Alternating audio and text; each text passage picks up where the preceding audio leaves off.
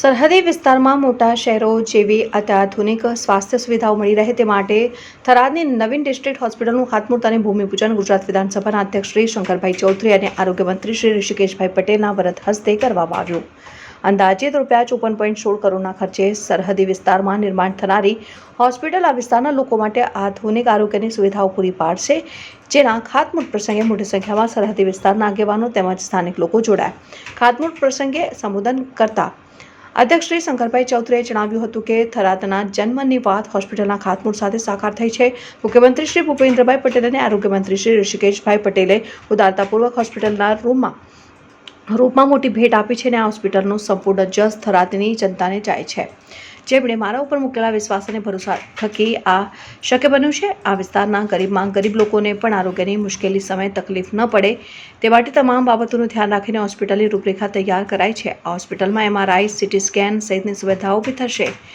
આપણી આ હોસ્પિટલનું ખાતમુહૂર્ત થયું છે, તેમાં કામગીરી 2 વર્ષમાં પૂર્ણ થશે અને આપણા વડાપ્રધાન શ્રી નરેન્દ્રભાઈ મોદી સતત બનાસવાસીઓની ચિંતા કરીને આપણને પાણીથી લઈને આરોગ્યની સુવિધાઓ આપી છે, જે માટે આપણે એમના ઋણી છીએ. આરોગ્ય મંત્રી શ્રી ઋષિકેશભાઈ પટેલે હોસ્પિટલના ખાતમુહૂર્ત પ્રસંગે રાજ્યની સાથે બનાસકાંઠા જિલ્લામાં વધી રહેલી આરોગ્ય સુવિધાઓ અંગે વિગતો રજૂ કરી હતી, જેમાં એમણે જણાવ્યું હતું કે થરાદમાં નિર્માણ થનારી હોસ્પિટલ સરહદી 8 તાલુકા અને પડોશી રાજસ્થાન રાજ્ય માટે આરોગ્ય સુવિધાની સંજીવની પુરવાર થશે.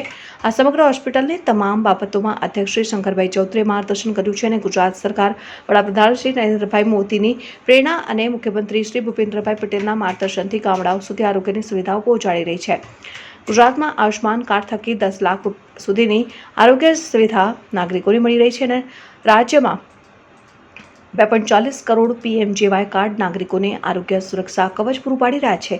બનાસના લોકો સ્વમાનભેર જીવન જીવે એ માટે પ્રધાનમંત્રી શ્રી નરેન્દ્રભાઈ મોદીએ આ વિસ્તારમાં વિકાસના અનેક કામો કર્યા છે, જેના થકી આજે આ વિસ્તાર પ્રગતિના નવા સોપાન સર કરી રહ્યો છે. સાંસદ શ્રી પરબતભાઈ પટેલે પહેલું સુખ તે જાતે નર્યાએ કહેવત ટાંકીને જણાવ્યું કે સરહદી વિસ્તારમાં નિર્માણાધીન અત્યાધુનિક હોસ્પિટલ આ વિસ્તારના લોકો માટે આશીર્વાદરૂપ બનશે અને વડાપ્રધાન શ્રી નરેન્દ્રભાઈ મોદી અને ભૂપેન્દ્રભાઈ પટેલના નેતૃત્વમાં રાજ્યમાં ગામડાઓ સુધી આરોગ્ય સુવિધાઓ પહોંચી છે, જેથી ગામડાઓમાં પણ મુશ્કેલીના સમયમાં આરોગ્યની સેવાઓ મળી રહી છે.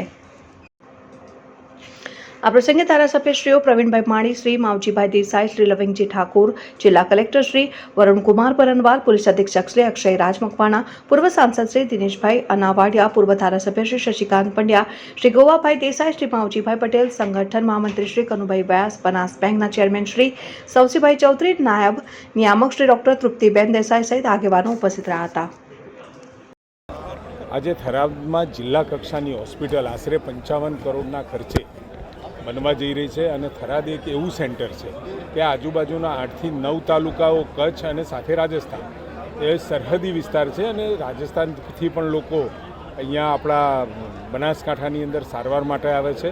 અને આ જે મેં તાલુકાની વાત કરી ત્યાં આગળ આરોગ્યની વ્યવસ્થાઓ છે, પણ ટર્શરી કેરની વ્યવસ્થાઓ માટે અહીંયા બનાસકાંઠામાં Banas medical college, Banas dairy સંચાલિત, સાથે ગયા વર્ષે જ આપણે ડીસાની અંદર જિલ્લાની હોસ્પિટલ આપી અને આજે અહીંયા જે ખાતમુહૂર્ત થયું જિલ્લા કક્ષાની હોસ્પિટલ થરાદ મુકામે થયું છે અત્યાધુનિક સગવડો સાથે.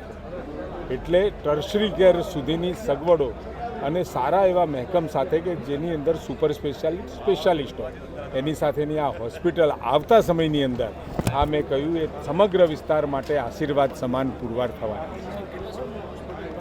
1.5 વર્ષની અંદર આ હોસ્પિટલ બની જશે અને કાર્યરત થતાં લગભગ 1.5-2 વર્ષમાં સંપૂર્ણપણે મશીનરી સાથે, મેડિકલ ઇક્વિપમેન્ટ સાથે કાર્યરત થશે. અરે MRI આવશે, CT સ્કેન આવશે, આધુનિક એક્સરે આવશે. જે સાધન અને સગવડો ડિસ્ટ્રિક્ટ લેવલમાં મળવી જોઈએ એના કરતાં પણ વધારે સાધન સંપન્ન આપણે આ હોસ્પિટલને કરવાના છીએ.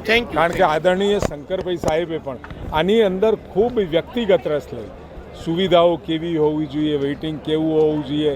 આદરણીય પરબત કાકાનો પણ એમાં સહયોગ રહ્યો કે ખૂબ ઝડપથી બને, એમને પણ વાત કરી હતી. પરંતુ એ ખાતમુહૂર્ત કરવાનો સમય આજે આવ્યો છે અને લગભગ 1.5 વર્ષની અંદર જ આનું આપણે લોકાર્પણ પણ કરીશું.